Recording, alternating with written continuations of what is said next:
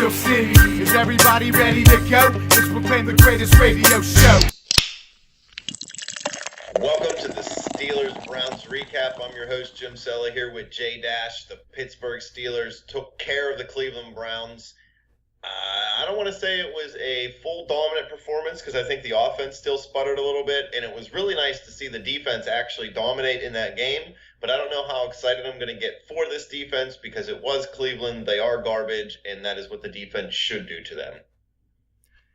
Yeah, you're right about that. I was going to say the same thing. I don't know how much you can take out of it because it is the Cleveland Browns, and they lived up to their expectations. This team is freaking horrible. 8 sacks by this defense. Obviously, Artie Burns came up with an interception as well. They had a fumble recovery in the end zone for a defensive touchdown. So they did have a big game. They had another touchdown called back. Yeah, you're right. Unnecessary roughness. So I do want to see him take something away from this game, though, man, because they decided, hey, let's send our linebackers this week. And I think 4 different linebackers had a sack in this game. And they gotta do that moving forward. You can't just say, okay, we did it because it was the Cleveland Browns. Now we're going to back off again, man. Because when they get to the quarterback, this defense looks totally different.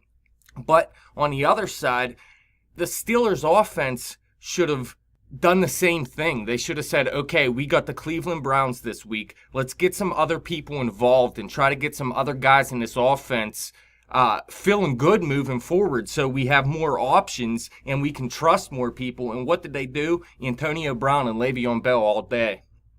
Yeah, Roethlisberger didn't even throw for 200 yards, did he? No, he threw for 167 yards and had no touchdown. So really, he wasn't trying to take a chance at all. He was just going to what Cleveland gave him, really. But I think he should have took a few more chances in this game and tried to find some guys like he should have got Eli Rogers more involved, just 4 catches for 20 yards. Jesse James only had a catch. Ladarius Green went without a catch again. Did he have a catch the first week? He might have had 1 or 2. I can't remember, but he really hasn't got involved yet. So I don't know. I would have liked to seen them try to do a few more things offensively, but defensively, just keep trying to get after the quarterback because it worked this week, and it definitely helped out the secondary as well. You know what I liked, and I wanted to talk to you about this during the game, but my phone was going crazy. Lawrence Timmons came off the edge a lot in this game. 6, maybe 7 times I've seen Timmons lined up in that outside position going after the quarterback. Is that something that they can start to do? Is he too slow to cover people, but still fast enough to get to the quarterback, or quick enough, I should say? I mean, maybe that's something they wanted to try this week versus one of the weaker offenses. And since it did work, you might as well try it moving forward. But like I said, there was 4 different linebackers that got to the quarterback this week. And I believe they had 14 QB hits as well.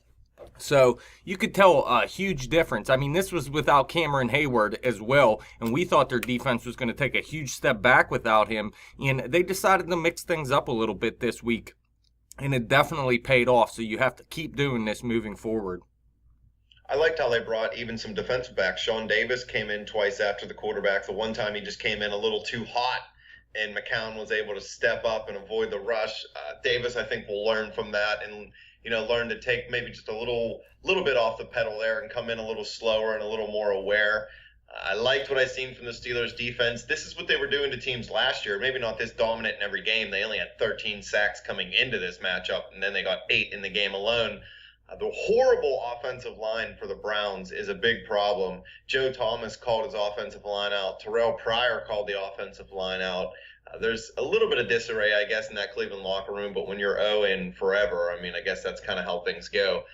But I am happy for this defense. I am happy to see this performance from the defense. You said they need to take something away from this. At the very minimum, they got to take away the good feeling that comes along with a victory like this and a dominant performance. Because even if they can't put forth another performance like this for the rest of the year, they really, really needed this victory. And let's face it, if we would have left it up to the offense and the defense would have played mediocre, they might have lost that football game. Outside of Le'Veon Bell, they really didn't have much going, but Le'Veon in this game looked like a beast, and that's what I want him. I mean, that's what I want to see out of him moving forward as well. 28. You know what I like about Le'Veon? a lot of Steeler fans, especially on social media, complain about his patience behind the line of scrimmage, and they want him to just get up into the hole and get yardage. And at one point, they showed a graphic, a minimum of, I don't know, however many rushing attempts. Le'Veon Bell only had one negative run for the entire season so far. So everybody who's complaining that he doesn't get up into the hole fast enough and gets yards, the dude rarely gets stopped behind the line of scrimmage. It's only happened once, apparently, for the whole season. Yeah, and I was comparing him to Barry Sanders last week, and I think they actually compared him to Barry Sanders during this game. But one thing Barry Sanders did was lost yardage a ton. He either broke big runs for big gains or he got tackled in the backfield, and that's something Le'Veon doesn't do. But I will say, against certain teams, you do want to try to just run straight forward sometimes, like the Baltimore Ravens. When they played them, we were talking about it. The Ravens are a team that you just got to get the yardage you can get it as quick as you can. While someone like the Cleveland Browns, you can dance in the backfield a little bit. Browns are so bad. I guess Cody Kessler might be shut down for the year because that was his second concussion. Yeah, and Josh McCown came in, and he looked a little better. Cody Kessler had that pick to Artie Burns. Artie Burns actually dropped a second pick in this game, but I am liking what I see out of him. He had a big game a few weeks ago, and then you didn't mind what he did against Dez Bryant when they played the Cowboys, although Dez Bryant did have over 100 yards, and it was his highest total of the season, so I wasn't really excited about it, but he came back strong this week, in my opinion. How about that hit Stephon Tuitt laid on Josh McCown late in the game from behind? He laid him out. I didn't think McCown was going to be able to get back up, but he popped up. I figured he'd be broken in half. Yeah, that hit was hilarious, man. It was vicious. He deserved it. Screw you, McCown. The hit on Cody Kessler was pretty beast, too. Although, I guess it was illegal, but I don't know, man. That's to me, that's how football has always been played, you know? Believe it. It's a violent sport. The whole point of the game is to physically beat the hell out of the other team so you win. That's how you do it. Believe it. I still would have liked to see the offense get a little more people involved in this game outside of AB. They kind of struggled a little bit to find anybody. Who does this offense have outside of Antonio Brown? We didn't even get Ladarius Green into the mix. I thought for sure he'd at least get a few pass attempts his way. I think he might have had 2 or 3. I didn't really see a whole lot out of anybody other than Le'Veon Bell and Antonio Brown. Yeah, I don't mind Le'Veon Bell being the second option in the passing game, but you still need more behind him and Antonio Brown, obviously. Eli Rogers, Kobe Hamilton, and Jesse James combined for 7 catches for 36 yards. Ladarius Green, like I said before, didn't have a catch. So that's all they had. Now, Marcus Wheaton, we know's hurt. Darius Hayward-Bay has been hurt. I don't think he's practicing yet, correct? Correct. So they do have some injuries at the spot, but you still got to see more. We need to see Ladarius Green step up and actually become a part of this offense. Yeah, and it's tough for the guy because he really hasn't had any time on the field to get any chemistry or to even just get used to running routes. I mean, the guy hasn't really played in football games since last season, so it's going to be tough for him. I'm hoping to see Sammy Coates get better. He's full participant in practice going into the Thanksgiving game this week. If Sammy Coates can get it going like they were early in the season, him and Roethlisberger, maybe this offense can get going for 30 points a game again. Because even if Coates wasn't scoring touchdowns, he was getting chunks of yards, and that helped Pittsburgh a lot because they're not great in the red zone. Yeah, somebody got to step up in this receiving game outside of Brown and Bell. It's just not – I mean, you can beat the Cleveland Browns for sure, but you got to win a lot of games moving forward. I mean, they're 5-5 right now. The Baltimore Ravens, they lost to the Dallas Cowboys. They're sitting at 5-5. Is there going to be a division winner with 8 wins, or is it going to be 9 or 10? I think whoever's going to get it's going to be 9-7. 9-7, so someone's going to have 4 wins, and it can be the Pittsburgh Steelers. I mentioned before the Buffalo Bills look like their toughest competition for the rest of the season. That's in Buffalo, but they have the Ravens at home, the Browns at home. They go to Cincinnati. They should be able to win that one. And now next week here, actually Thursday on Thanksgiving, they go up against the Colts, who should be hard competition, but it looks like Andrew Luck may not be playing either. Andrew Luck's beat. Yes, he is. But this Cleveland Browns team, they are pretty much a joke. I mean, you look, They have some players. Terrell Pryor had a solid game, 5 catches, 97 yards. He didn't have that 50-yard play we were talking about in the preview, but he did have a 36-yard reception. Duke Johnson, just like I talked about, man, he's a playmaker. And what did they do? They handed the ball off to him 2 times for 10 yards, and they threw the ball to him. Tried 4 times. He had 3 catches for 46 yards. This guy's a playmaker, and they're just not trying to get him the ball. And that's one of the easiest players to get the ball to. Just throw a couple screens to him. Set up plays for this guy, and it's going to help your team. And another guy, Corey Coleman, he only had 4 catches for 39 yards in this game. He dropped a couple passes early in the game, but you could still see this guy's a playmaker. They tried to get him the ball 12 times, but like I said, just 4 catches. So it all comes down to quarterback again. The Cleveland Browns cannot find a quarterback, and really, who was the last quarterback they had that was really good? Otto Graham? Bernie Kosar, you give that guy as really good. He made a Super Bowl once? Did they make the Super Bowl with him? They might have, man. I don't know. They could have. Bernie Kosar could have got some love. They did make a Super Bowl once, right? Yeah. And got blown out, I believe. They're the Browns, so that wouldn't surprise me. But to me, they have playmakers on this offense. Even their tight end, Gary Barnidge, he came up with the only touchdown in this game. They have some playmakers. The Steelers did a good job of stopping the run, obviously. Just 33 yards rushing by this Cleveland offense. They only gave Crawwell 8 carries and Duke Johnson 2 carries, and they combined for 20 yards. So the Steelers did a great job of stopping the run, and that goes back to their offensive line, like you mentioned before. And the Cleveland Browns should actually have a better offensive line than they've shown so far. But they let Alex Mack and I forget the other guy's name walk in free agency before the season, so that's why their line's struggling so bad this year. So to me, it's just quarterback play. That's it. The Browns really are, as far as offensively, a quarterback away from being a decent offense. They have the playmakers there with Pryor and Coleman. Barnidge coming into the game, you jinxed the Steelers and said he hadn't had a touchdown all season, and he went right up the seam and scored a touchdown on him, so I blame that one on you. Wait, wait. When did I say Barnidge didn't have a touchdown all season? In the Steeler preview, I'm pretty sure you said he doesn't even have a touchdown on the season. I don't think I said that because I have no clue if he does or not right now. So I might have, though. I don't know. I'm pretty sure it was you. Maybe it was the fantasy episode and we were just talking about tight ends and we were just BSing. But he definitely told me in the last few days that Barnidge has 0 touchdowns on the season. And then he caught one. I was like, it's all Dash's fault. Maybe I did. That's all right, though. They had to let up 1 touchdown. It was Josh McCown, too. A little bit better quarterback than Cody Kessler, if you ask me.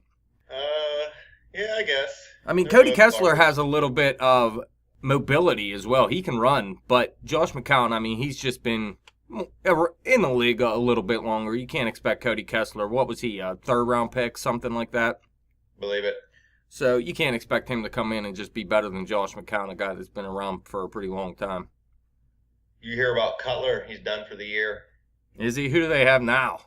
I don't know. They signed some Obi-Wan Jabroni. I don't even know his name. That's rough. Derby.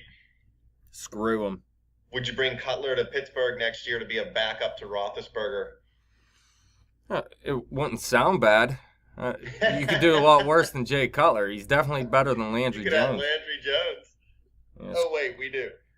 So who's your offensive player of the game? Le'Veon Bell. 28 carries, 146 yards and a touchdown. 8 catches, 55 yards.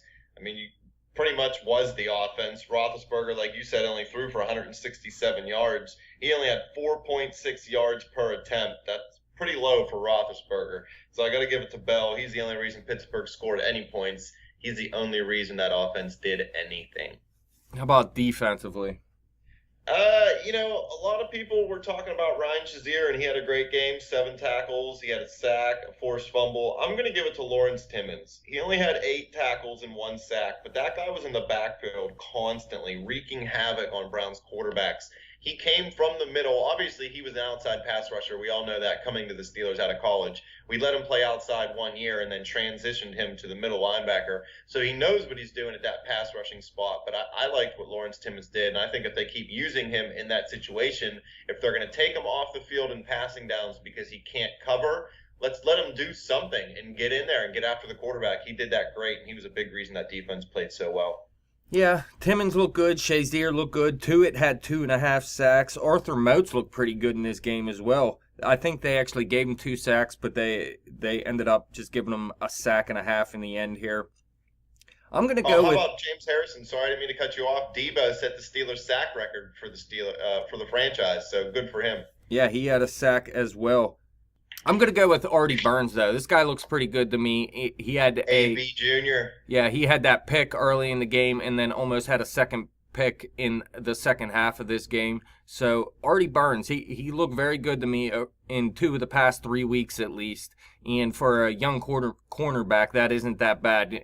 You can't expect these guys to go out there and be beast every single week. So Artie Burns, I'm liking what I see out of him. It's been a long time since the Steelers had a shut-down cornerback, and it looks like this guy could turn into one eventually.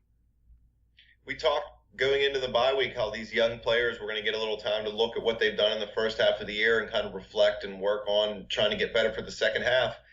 We've seen defenses come on in the second half of the year. The Steelers have done it a few times. We could be seeing the beginning of that, or we could have just seen Pittsburgh playing Cleveland. The jury's still out on that one. The nice thing is we finished the season off with them as well. Who's your offensive player of the game? Well, Le'Veon Bell. There's really no one else to give it to. That's why I didn't really mention it. I just moved on to defensive. You don't want to give it to Roethlisberger, 23 of 36? Oh, I thought he was 23 of 26, so he had 13 incomplete passes. Yes, the Steelers app So he says sucked. 13. Yeah. Garbage. Yeah, I read that wrong. Kobe I thought he Hamilton only a had big 3 2 incomplete catches. passes. Kobe Hamilton had a big 2 catches for 11 yards. You could always give it to him. Garbage. Hey, Boswell made his field goals. The defense did his job. You told me to cut Boswell. He would have got me 10 points. Luckily, I still won both my fantasy matchups, so you're okay there. Steelers, hopefully this defense can keep it going into Indy. Fans, look for our Indianapolis preview that's coming up here soon. It's going to be a fun game out there in Indy. Andrew Luck might play, might not. Roethlisberger says he fully expects him to play. What do you think? I think he just has to say that right now with still a couple days in between now and the game. So I don't think he's playing. Fans, any questions or comments? If you want to rip on the Browns like the rest of the world does, hit us up on Twitter at bet_the_spread. Hit me up on Twitter at betjimthewin. Check out that Facebook page at facebook.com/betthespread. A lot of great articles, a lot of great pictures, bunch of funny posts by Jay Dash. No, I don't think you've posted anything in like a year on the page. Keep going back to YouTube. Keep clicking subscribe. Steelers beat the Browns. Same old story, same old song and dance. Hey, guess what? Roethlisberger ties Derek Anderson for the most wins at First Energy Stadium since 1999. The dude owns the Browns. They might as well just give him the franchise.